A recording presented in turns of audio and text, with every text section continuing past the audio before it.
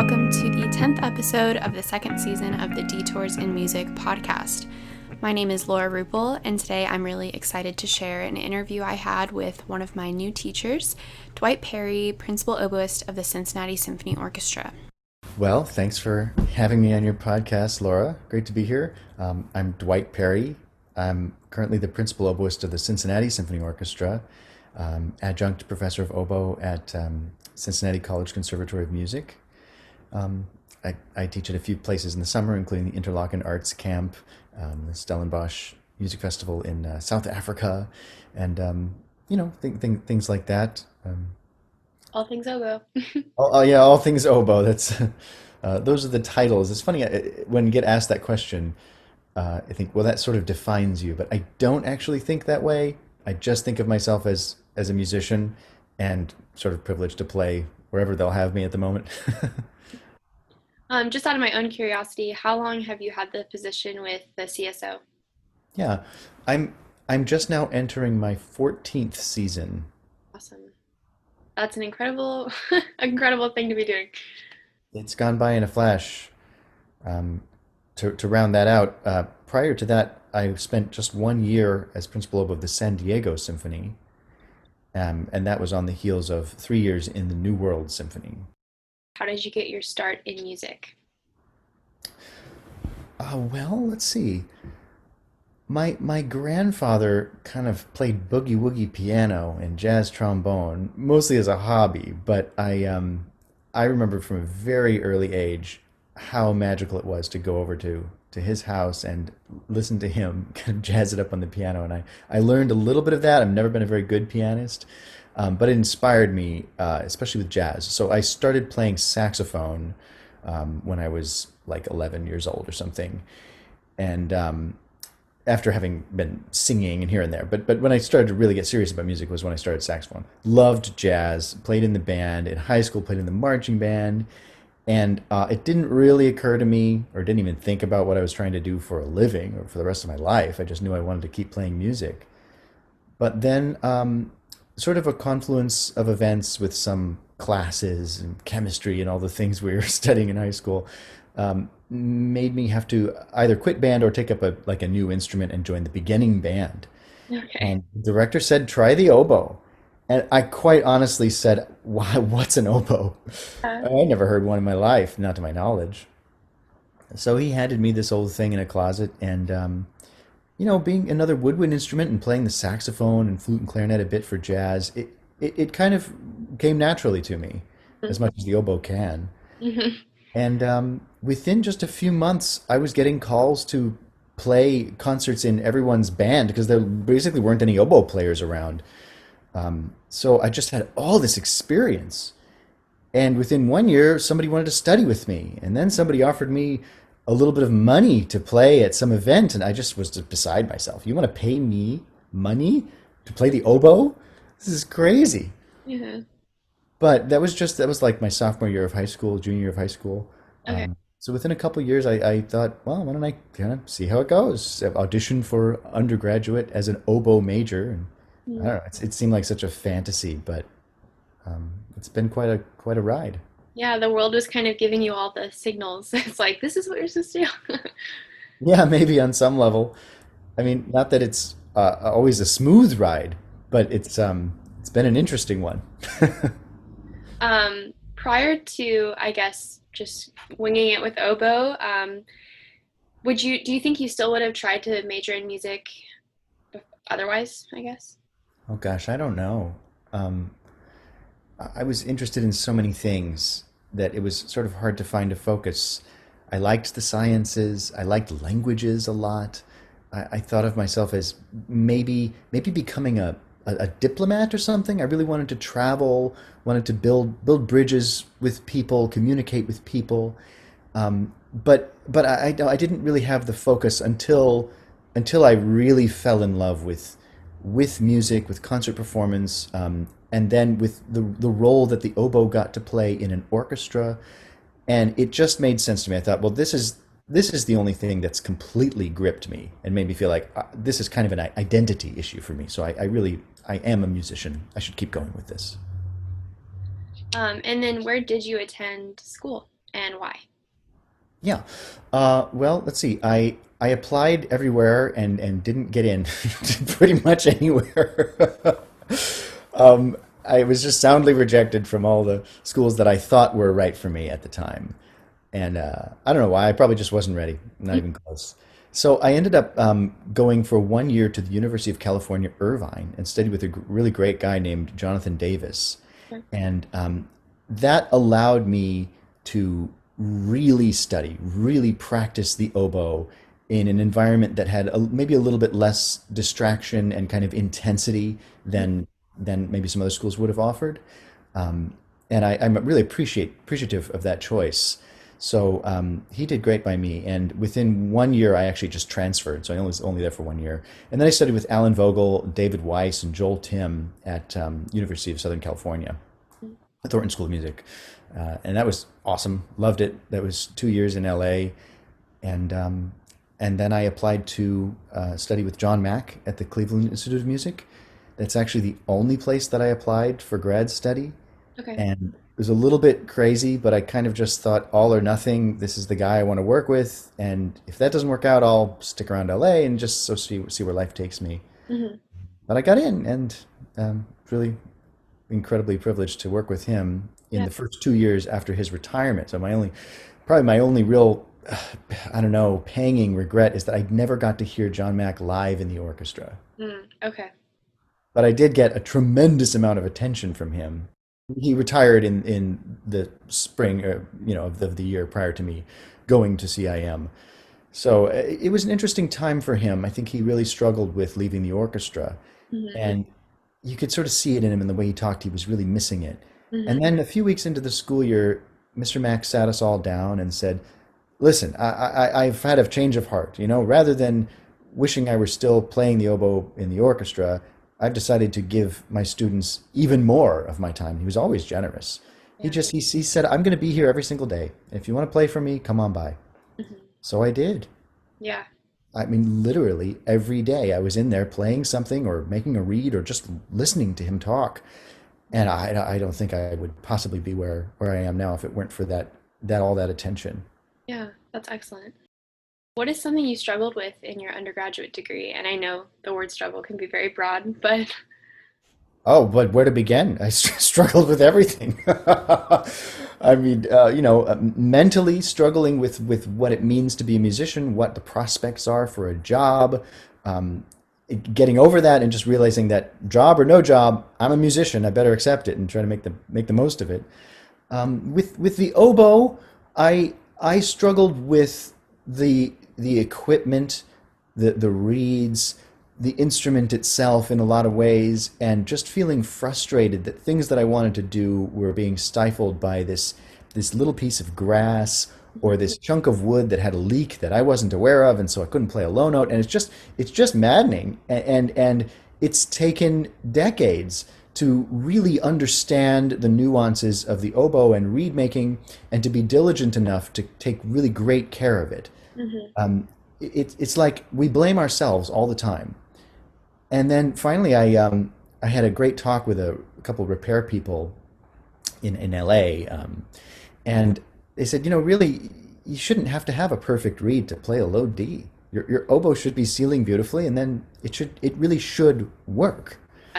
And when you accept that, you take some of the blame off your own shoulders, and Hmm. you relieve yourself of all that stress, get your instrument working, and Hmm. get your reed working, and then you're kind of free. You can just make music. It's wonderful. Yeah. Just definitely takes a long time to get to where all the parts work. And even then, it's a constant practice. I won't use the word struggle because I don't feel that I struggle anymore, but I am focused on it. It is a regular work to keep the instrument going, to keep the reeds ready, and and also to stay inspired, to stay fresh. It's like nothing that we do here is automatic. You don't get good enough, get your job, and then just go to work and do it. Clock in. It's every day thinking about being creative, thinking about being an artist, paying attention to your colleagues, listening and adjusting. And it's the only thing in my life, in my experience, that has taken 100% of my attention. Yeah. And in that way, it's really grounding and humbling, and amazing. Yeah, that's kind of what I think is so all encapsulating for me with a career in music is because I feel like I've barely scratched the surface, and there are so many different concentrations in music. And I'm like, how could you ever be bored? Like, I will never know enough.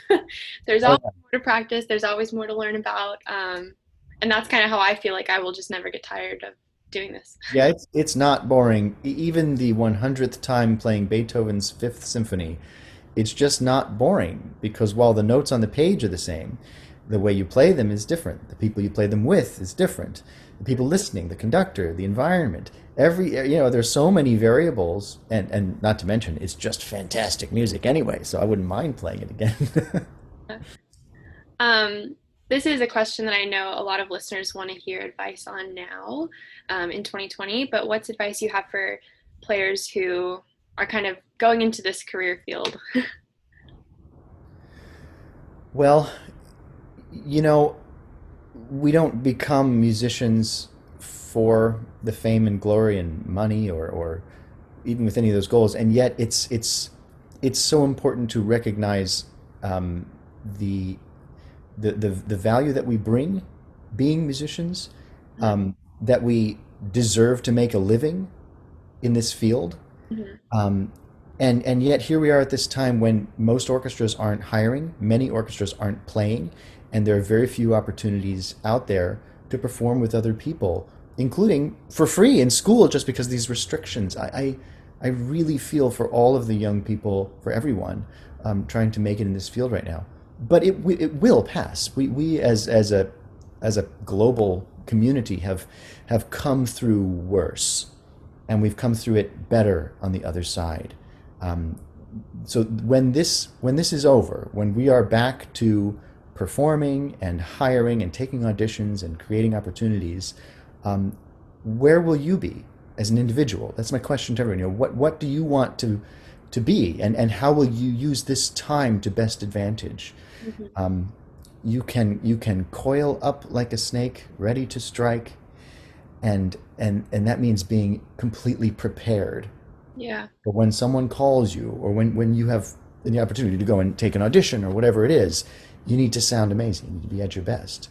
And in that way, it can be viewed differently. It can be viewed like an opportunity. When have we had the time to be with ourselves, to be with our art, and you know, for all the tragedy that surrounds us, we can do something constructive with it. Mhm. What would you be doing if you were not a musician? Well, I really don't know. It's hard to imagine being a different person. Yeah. If I weren't playing music professionally, Right. I would still be making music in all my free time and getting together with people and probably being a part of a community group. I might be a part of the May Festival choir actually. I've always enjoyed singing, and I've never really had the opportunity to dive into that. Professionally speaking, I would probably do something that involves working with my hands. My dad and I used to build things, rooms in the house, tree houses, and to this day, I like to work on the house and things like that. So the tangible results are helpful and a good departure from my vocation. Okay. How has your career focus changed in your professional life, or has it? Oh, I don't know. I'm I'm probably I'm probably guilty of not sort of building to my own future as much as I should be. And that's a really vague thing to say, but I tend to be very focused on sort of what's around me, and if I'm teaching someone, like that's my presence. If I'm giving a concert, that's my presence. And I think it's sort of the times when I have looked to the future has been maybe a little bit of a detour. Um, I don't know. Maybe I can say that a little bit better. I found that the times when I'm most successful, happy, productive, and communicative are when I'm not focused on my own ambition, Mm. or selfishly kind of worrying about how the concert went or if it wasn't my best that night. those are distractions. Hmm. The real is the now. Hmm. The people who are there sharing this with us, get to hear the music, the colleagues that you're on stage with, the music itself. It's not about the individual. It's not about our ego or what job we might land. Hmm. It's about what kind of beauty we're able to bring into the world in that moment. I know that's super new agey and lofty, but I find that that's what's actually real, Hmm. and it helps you stay grounded and humble. And then it doesn't matter what group you're playing with, what city you're living with. Hmm. In that moment, it just matters that you have this privilege of being able to play music. Definitely. When you entered your master's degree, was your goal to then audition for an orchestra position after? Yeah, I mean, I always wanted to have a community. Okay. Uh, much as I really enjoy being a soloist, and the occasion of getting to travel and play a concerto somewhere is really thrilling. But the community of an orchestra or a tight-knit chamber ensemble is really, really special. The relationships you get to build, I'm only 13, 14 years in, but someday it'll be 30 or 40 years. And how much more rich will those relationships be? How much more incredible and communicative will your music making be with people that you know that well? Mhm. Well, that's just really, really exciting to me. Yeah, that is very exciting. I know a lot of people have that goal and then they change it, maybe. Um, so, if the people who do have the jobs, it's interesting to see if that was always what you wanted to do, I guess.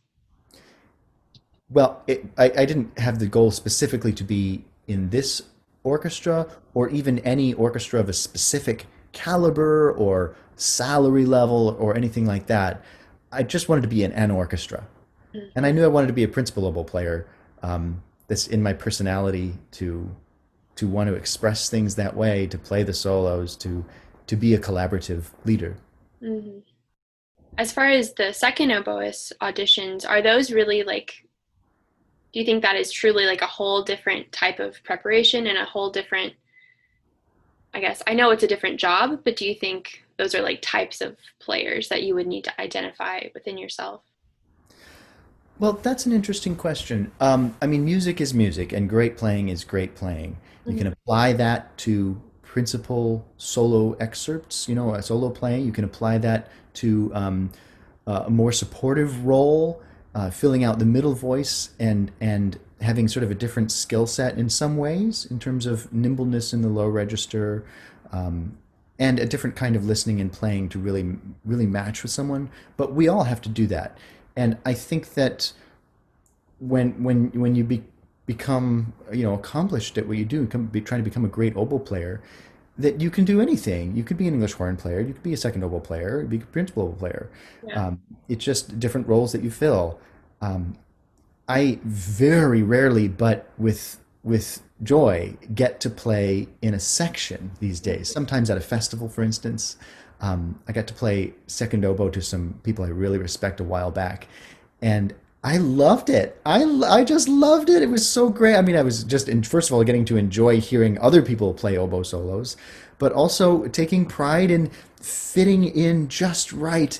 And that note that maybe the audience wouldn't notice necessarily did make a difference in the cohesion of the ensemble. So I have a tremendous respect for our colleagues in the orchestra who aren't in the spotlight in the same way as a principal player, just by nature of the job, but contribute invaluably and are amazing, and they're heard by their colleagues and incredibly appreciated. Yeah. Are there specific detour moments in your life that you could share? Well, it's funny. To detour, we mentioned that a little bit earlier in that word.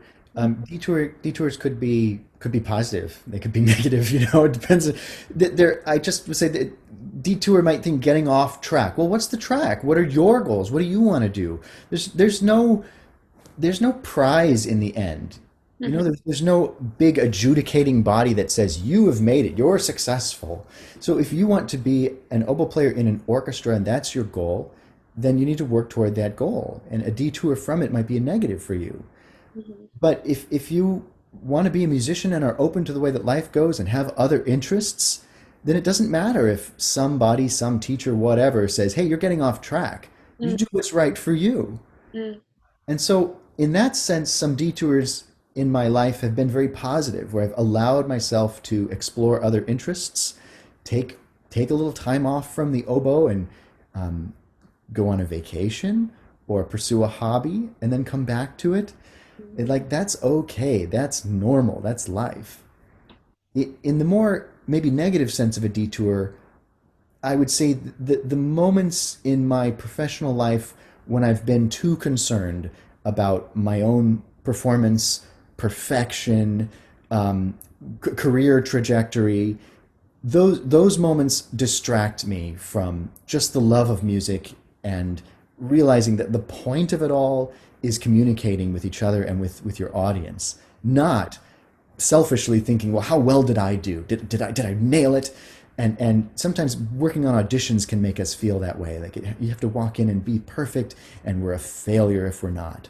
Well, that's not real. mhm, It's about expressing something, bringing the details of the music, respecting the composer, and communicating with your audience. mhm. Yeah, it's easy to forget. For sure, it is. I get that.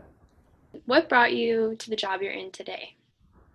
Oh, um, well, I mean, like everybody who's sort of looking to take auditions and potentially win a job in an orchestra, I was open to the opportunities that were out there. Hmm. So when I was in the New World Symphony, I loved being down there, being in Miami, had a great time. Some auditions came up, and I auditioned for the New York Philharmonic, and I was really surprised to end up one of just two people who were in the final round. And Liang Huang won that job, and I went back to New World. So there's really no prize for being second or whatever. But the San Diego Symphony had an opening. I auditioned for that and won. And when Liang Huang went to New York, he had been in Cincinnati for 1 year. Well, that left Cincinnati open. So that was an audition. Bought a plane ticket and went and played. I was in sort of a fortunate position being in San Diego because I was really happy there. Okay. Spectacular group, great colleagues. I loved my section. Frankly, I kind of loved my life down there. And so that took the pressure off of taking some other audition. I thought, well, I don't have to win. I don't need to go anywhere. But I won the job. Mm, And, and of course, looking into what the Cincinnati Symphony was and the kind of job it was, the kind of people who were here, I became more and more excited about that.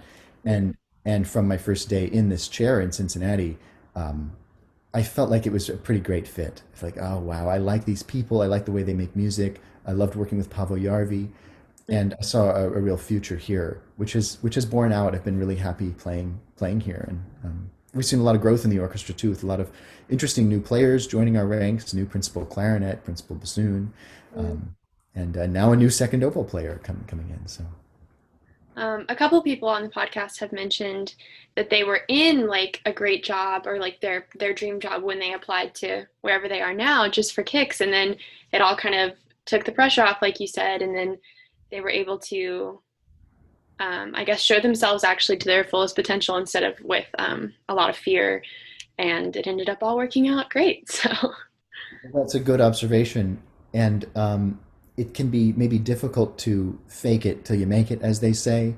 But part of the secret sauce to getting over ourselves, getting over our fears, concerns, and sometimes crippling ambition to feel like we have to win, we have to do something, is is maybe it's a meditative practice, but learning to be content, to be happy with where we are and open to new opportunities instead of struggling with where we are and needing something to work out.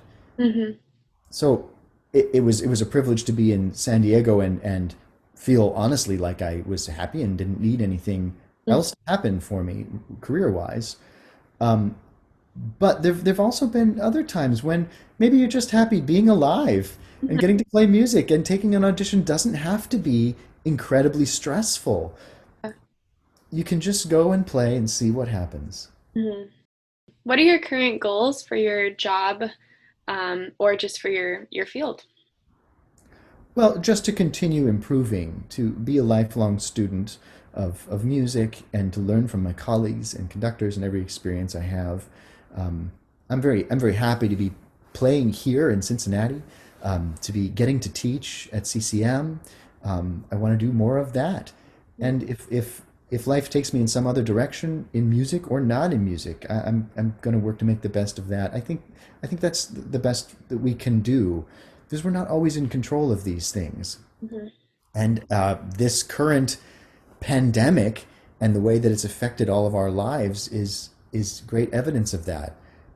We are. I was thinking of Gandalf and Frodo Baggins.